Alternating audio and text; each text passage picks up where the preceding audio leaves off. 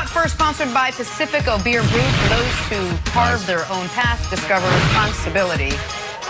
responsibly, of course. Hey, Celtics beat the Wizards last night. And, you know, I can remember all the way back to the end of yesterday's show. Take a listen. The Celtics would prefer the 8 than the 7 anyway, so it's a clean sweep. We all got the Wizards. No, we don't all got the Wizards. I think the Celtics might actually win tonight. We don't all have the Wizards. We'll see you tomorrow. Don't do it, Jenna. Okay. So I spent all morning yesterday listening to you guys tell me how Danny's days are numbered in Boston. Remember? Earmuffs, you said, don't listen to our slander because Danny's done, he's cooked, he's finished. Hey, don't Can't get carried put a winning away. team together. He's not a teen heartthrob. It's a playing you know game. what? I saw a winning team last night. Don't get carried away, without any momentum coming in. Without any Jaylen Brown coming into that game, you know what they did have coming into that game? Daniel Ray Ainge and Jason Tatum, but mainly Danny Ainge. And they won and they beat the Wizards. So, Danny, I'm talking to you right now. You may not know I exist. You refuse to follow me on Instagram. You won't even return my calls. But, remember who had a poster of you up in their bedroom when they were in high school? And who's still looking for that poster on eBay today? I got your back, Danny. Today, tomorrow, through the entire playoffs and beyond. So, I did pick them. Nobody asked me. No, you said the show was ending. I did pick them. You said they might win. No. You said they might win. I don't remember that. We need a stronger take. I'm not sure. We need a stronger take. You edged. I'm not the take girl. You I'm need the a stronger muscle girl. take. You're the take guy. I mean, let's go. Oh, remember my man Astros Yankee showed up at the Yankee Stadium with a full-on Oscar the Grouch costume. He's banging his trash can there. Shot at the Astros. Turns out he was not allowed in the stadium with his Oscar the Grouch costume, and it's always a security concern. I don't quite know the security concern about wearing a costume, but they say it's always a security concern, so I'll take your word for it. Always a workaround. There's always a workaround. Fast forward, Marlins Phillies last night, boom, green guy. Now look, is he Oscar the Grouch? No. Is he green? Yes. So also a safety next time the Astros come to your stadium, remember, Oscar the Grouch costumes, no. Inflatable green guy, yes. Sheesh. What is that guy doing? The rule I always live by. Who knows? But it can't be comfortable. Let's play a little drawing to blank. Warriors, Lakers, playing game. Kyle Kuzma saying yesterday, quote, we have appropriate fear for Steph and the Warriors tonight. So, LeVar, the Lakers' level of fear versus the Warriors tonight should be blank. None. Nada. Zipola. Should I keep going? Listen, I was thinking about this, and I was like, wow, you know what? In the bubble last year, when there was so much adversity to overcome, what did the Lakers draw from? What gave them inspiration and motivation? Kobe, right? Now think about this year. Now think about this. I was doing my homework. Shouts out to my man Jim. We were working on this, and I was like, man, you know what? We were just talking about Jason Tatum and the Celtics. Do you realize that the Celtics and the Lakers are tied for 17 NBA Finals championships?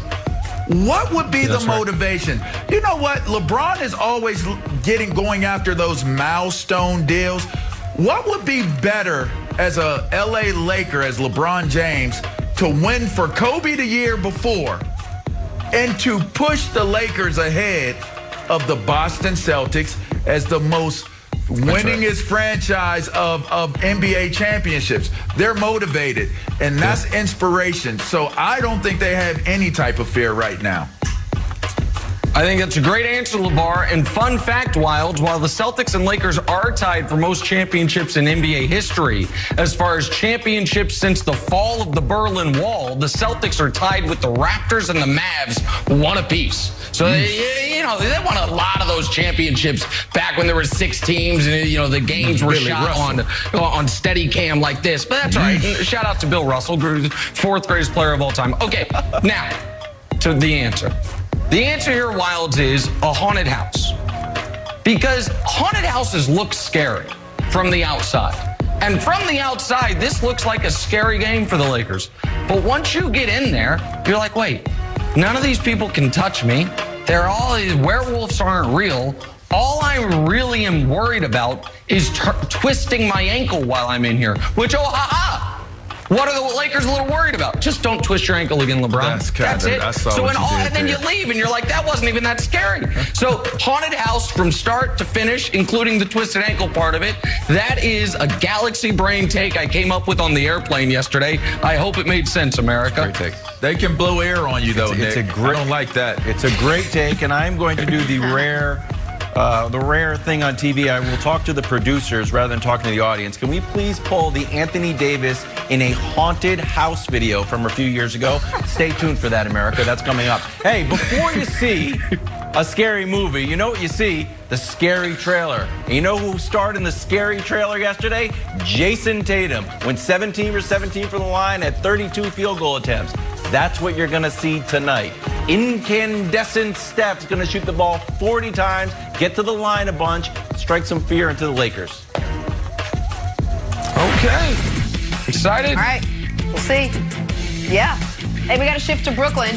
While the Nets are favorites to win the title, Kyrie doesn't think they'll get the credit they deserve for quite some time. Take a listen to this. We made a decision 2 years ago to stick with it and build something here. You know, no one really saw the vision probably that we had. We probably won't get the credit until 10 years down the line, 20 years down the line. That's just the way history goes. But, you know, with the intent here was we didn't want to feel the same effects of being out in organizations or being out with different guys throughout this league that, you know, we felt like we could have built something outside of the game with. You know, it's just important to have that synergy. And, you know, a lot of situations and circumstances that we were in, we were trying to be ourselves, but the environment just didn't stick, just didn't fit. And when we came together, we just wanted to be happy. Happiness goes a long way in life, especially when you're playing this game. LeVar, Kyrie's comments are blank. Premature. My thing about this is, and listen, I bang with Kyrie. I think his philosophies and his perspectives are super, refreshing, breath of fresh air. But here's the thing. Either you're calling your shot by saying that we won't be celebrated for 20 years because you're going to win it all, or you're calling your shot because you believe that what you guys have done so far is enough that in 20 years they'll talk about how you guys came together and won more games in Brooklyn than any other Brooklyn team did.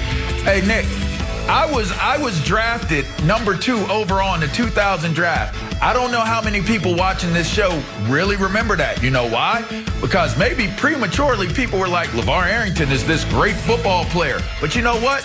20 years later, nobody remembers that. You know why? Because we never won. I never won anything. I have no Super Bowl rings. My hands are bare. And you know what, Kyrie? You have a championship ring, but it ain't with Brooklyn. And the only way you're calling your shot is if y'all win it all. Nobody cares if you won in the regular season at a more rapid pace, and nobody cares if you made it all the way to the finals and didn't win it. You got to win it all for his statement to be qualified.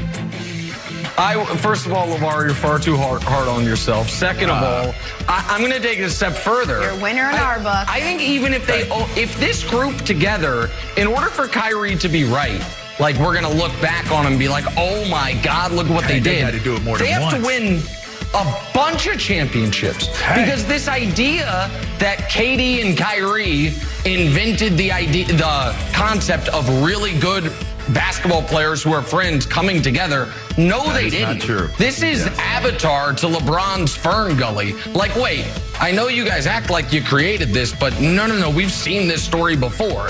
And so, listen, I think Kyrie has had some really interesting quotes about non-basketball stuff. I know I've been hard on him this year for his, going AWOL on the team, but I think Kyrie has put his money where his mouth is and has really shown himself to be a far more mature and I think interesting person off the court than he was early in his career, and I do want to give him credit for that.